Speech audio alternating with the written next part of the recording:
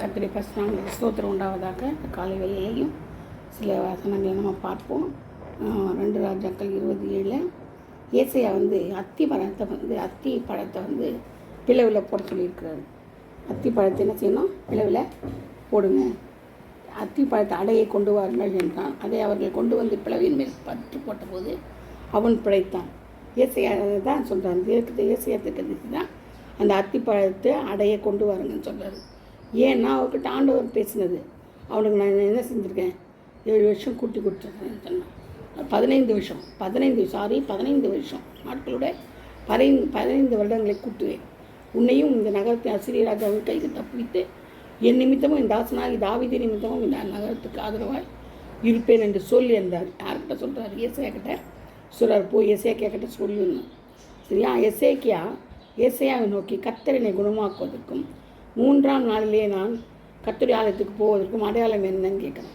அப்போது ஏசையா சொல்கிறாரு, கர்த்தர் தாம் சொன்ன வார்த்தையின்படியே செய்வார் என்பதற்கு கர்த்தரால் உனக்கு உண்டாகும் அடையாளமாக சாயை 10 பாகை முன்னிட்டு போக வேண்டுமோ 10 வகை பின்னிட்டு போக திரும்ப வேண்டுமோ என்று கேட்டான். அதற்கு எசேக்கியா 10 பாகை முன்னிட்டு போகிறது லேசான காரியம், அப்படி வேண்டாம், சாயை 10 பாகைக்கு பின்னிட்டு திரும்ப வேண்டும் என்றான். அப்போது ஏசையா தீர்க்கதரிசி கர்த்தரை நோக்கி கூப்பிடுகையில் அவர் ஆகாசோட சூரிய இடியாரத்தில் பாகைக்கு 10 பாகை முன்போன சாயை 10 பாகை பின்னிட்டு திரும்பபடி செய்தார். பார்த்தீங்களா? ஆண்டவர் எவ்வளோ ஒரு நல்லவராக அவன் அடையாளம் கேட்குறான். அதுக்கு ஆண்டவர் செய்து கொடுக்குறாரு. ஏசையா சுகமாக்குறதே பெரிய காரியம். அது இல்லாமல் அவனுக்கு வருஷத்தை கூட்டி கொடுத்தது அதை விட பெரிய காரியம். 15 வருஷத்தை கூட்டி கொடுத்தாரு. அது இல்லாமல் அடையாளம் கேட்குறான். எனக்கு என்ன அடையாளம்?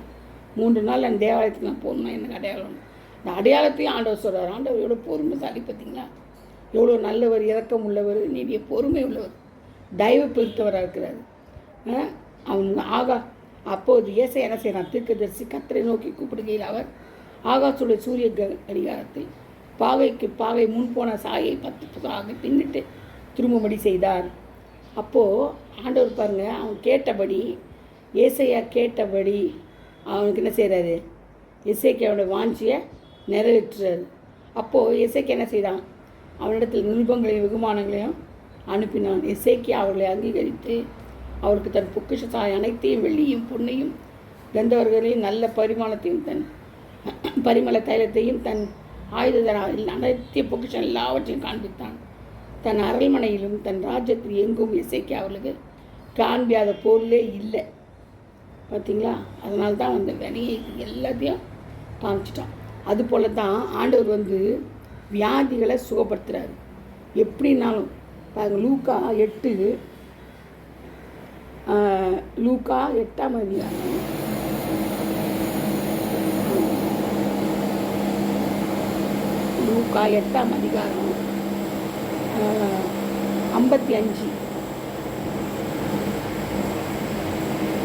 55 பார்த்தீங்கன்னா அவங்க எல்லாரும் வெளியே போச்சுட்டு அவளுடைய கையை பிடித்து பிள்ளை எழுந்திருந்தார்.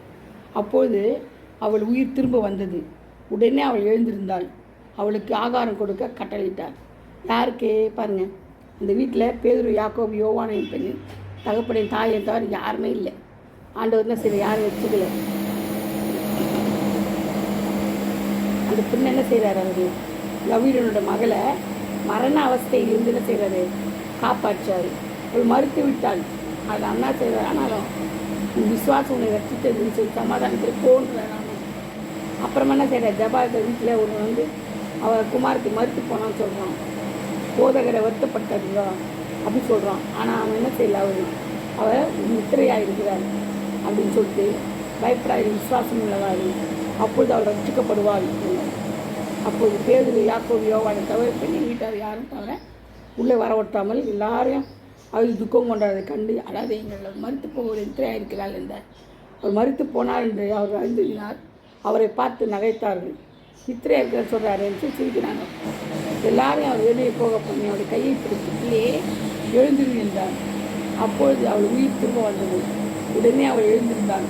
அவளுக்கு ஆகாரம் கொடுக்க கட்டளையிட்டாள். அவள் தாய் தகப்பன்மார் ஆச்சரியப்பட்டார்கள். அப்போது நடந்ததை ஒருவரும் சொல்லாது இருக்கும்படி அவளுக்கு கட்டளையிட்டார். பார்த்தீங்களா? அந்த யவீரன் பொண்ணு அவன் விசுவாசத்தோடு வரான் ஆண்டுகிட்ட வந்து என் மகளை இதை செய்யலாம் நீங்கள் வந்து சொஸ்தப்படுத்துக்குன்னு கேட்குறான். ஆனால் அவர் என்ன சொல்கிறாரு, அவங்க அதுக்குள்ளே வேலைக்காரங்க அவர் வரத்துக்கு வேண்டியதுக்குள்ளே வேலைக்காரங்க வந்து அவங்க இறந்து போயிட்டான்னு சொல்கிறாங்க. ஆனால் அவர்லேயே சொல்கிறாரு, அது மாதிரி கேள்வி வித்ரா இருக்கிறாரு, வித்ரா இருக்கிறா, நீ உன் விசுவாசத்தை போன்ற விசுவாசத்தை ஆண்டோட செய்யாது கனம் பண்ணுறாரு. நீ விசுவாசத்தோட போன்ற அவன் என்ன செய்கிறான் போகிறான். ஆனால் அவர் என்ன செய்கிறார், பின்னாடி போய் சீஷர்களை வச்சுக்கிட்டு அவங்க வீட்டை வச்சுட்டு அவங்க எழுந்துருன்ற ஒரே வார்த்தை தான் சொன்னார். வார்த்தையினால் ஆண்டவர் உயிரோடு எழுப்பினார் அந்த பொண்ணை. பாருங்கள் எவ்வளோ ஆச்சரியம் பார்த்தீங்களா. வார்த்தையினால் மட்டும்தான் அந்த பொண்ணை உயிரோடு எழுப்புறாரு. அவ்வளோ பெரிய வார்த்தை ஆண்டோடைய வசனம் வார்த்தைகள்லாம் வந்து பயங்கரமானது, ஆணித்தரமானது, விடுவிக்கிறது, விடுதலையாக்குறது இல்லையா. அவ்வளோ ஒரு நல்ல ஒரு ஆண்டவர் கொடுத்துக்கிறாரு. அவருக்கு நம்ம காரியங்கள் எல்லாம் அவர் என்ன பண்ணுவார், செவ்வையான நடத்துவார், வழியில் நடத்துவார், செவ்வையான வழியில். அப்போ அந்த பொண்ணுக்கு உயிர் கொடுத்தாரு இல்லையா. நான் விசுவாசிக்கிறவர் இன்னார் என்று அறிவேன்னு சொல்லப்பட்டிருக்கு. யார், நான் விசுவாசிக்கிறவர் இன்னார் என்று அறிவேன். பின்மாற்றம்னு சொன்னாலே அது வந்து மரணத்தை குறிக்குது. பின்மாற்றம் அடைஞ்சிட்டானா அவன் மரணம் அடைஞ்சான்னு சொல்லப்பட்டிருக்குது. நீ விசுவாசம் உள்ளவனா இருன்றது. அப்போ நமக்கு எது தேவை, நம்மளுக்கு விசுவாசம்தான் முதல்ல முக்கியம்.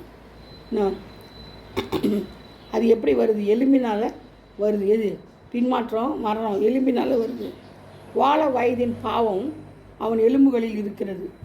யோபுவில் சொல்லப்பட்டிருக்கு, யோபு 20:11 வாழ வயதின் பாவம் அவன் எலும்புகளில் இருக்குதான். பார்த்தீங்களா, வாலிபத்தின் பாவம் எங்கே இருக்குதான், எலும்பில் இருக்குதான். சரியா. அதே மாதிரி ரோமர் 6:17 சொல்லப்பட்டிருக்குது, மனப்பூர்வமாய் கீழ்ப்படிந்ததால் என்னாச்சு அவனுக்கு, அவன் மனப்பூர்வமான செய்கிறான், கீழ்ப்படிறான்.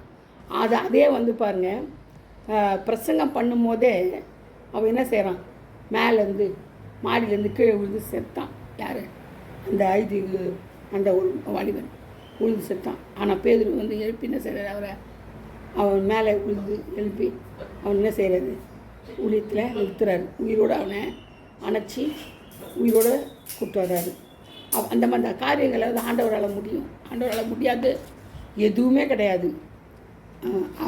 பிள்ளை செத்து போகுது, சுனேமியாளுடைய குழந்தை வந்து செத்து போகுது. அவள் ஒன்றா செய்தது தெரில. வாங்க சொல்லிட்டு வீட்டுக்கு கூப்பிட்டு போகிறா அவரை, ஊழியக்காரனை. அவர் போய் பார்க்குறாரு. பார்த்தா பிள்ளை என்ன செய்கிறாரு, செத்து போய் கிடக்குது. என்ன செய்கிறாரு, உள்ளே நடந்து அந்த பிள்ளை மேலே குப்புறப்படுத்து அந்த மகளை என்ன செய்கிறார், உயிரோட எழுப்புறாரு. தும்பி எந்திரிச்சு உட்காருது. அப்போது ரெட்டிப்பான இளைப்பாறுதலை தருகிறவர் யார், ஆண்டவர் தான். ரெட்டிப்பான இளைப்பாறுதல் ஸ்தலம் அது. அதே மாதிரி தான் ஸ்தேவான் மீது கல் இருந்தாங்க. அவர் நீ உயிருள்ள என்னென்ற செத்தவன் போல இருக்கிறான்னு சொல்கிறார். அப்போஸ்தலர் 14, 19, 20 பார்த்தீங்கன்னா ஸ்தேவான் மீது கல் எறிந்தார்கள். அவர் என்ன செய்தார், ஆண்டவரை பற்றி சொன்னார். அதனால என்ன செய்கிறார், நான் பரத்தை பார்த்து ஆண்டவர் இருக்கிறத பார்த்துட்டு, பரலோகத்தை ஆண்டவர் விட்டுருக்கிறத பார்த்துட்டு அவர் சொன்னார். அதனால் அவங்க என்ன செய்தாங்க, கல் எறிந்து கொள்கிறாங்க.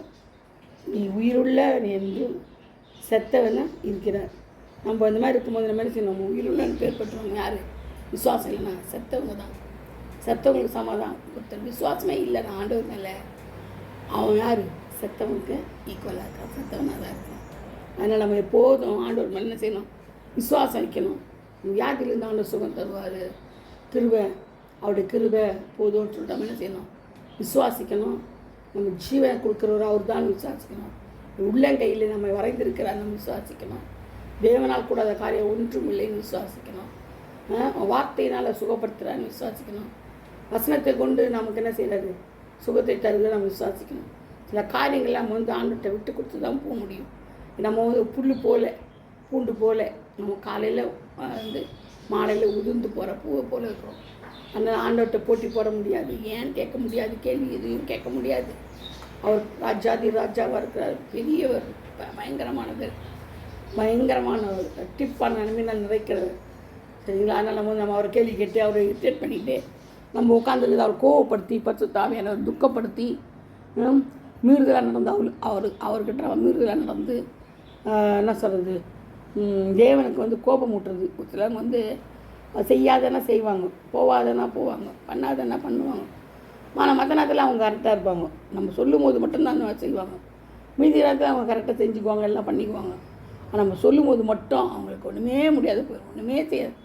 அதை ஆண்டவர் பார்க்குறாரு இல்லையா? அதை பார்த்துட்டு அதை கேட்ட பலன் ஆண்டவர் கொடுக்குறாரு. வேதத்தில் என்ன சொன்னால், அவருடைய கண்கள் பூமியாலே உலாவி வருகிறதுன்றார். என் கண்கள் பூமியில் உலாவி வருகிறது. அப்போ எப்படி பயப்படணும்? நம்ம ஆண்டவர் உலாவி வராரு, அவர் கண்கள் நம்மளை பார்க்குது, நம்ம எப்படி பயந்துடும்? ஆனால் பயப்படுறோமா? இல்லையே. துணிகர பாவம் செய்வோம், துணிகரமாக பேசுகிறோம், துணிகரமாக நடக்கையில் செய்கையில் எல்லாவற்றிலும் ஆண்டவர் கோபம் ஊட்டுறோம்.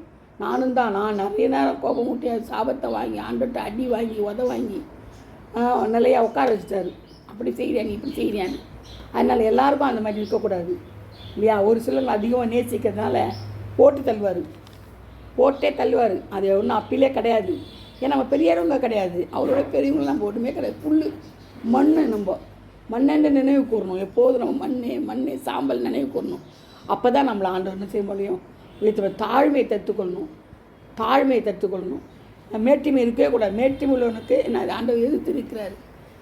சுத்த கண்ணனாக இருக்கணும், சுத்தமாக இருக்கணும். எப்போதும் பரலோகத்தின் தரிசனத்தை காண்பவராக இருக்கணும். வாய் பேசக்கூடாது.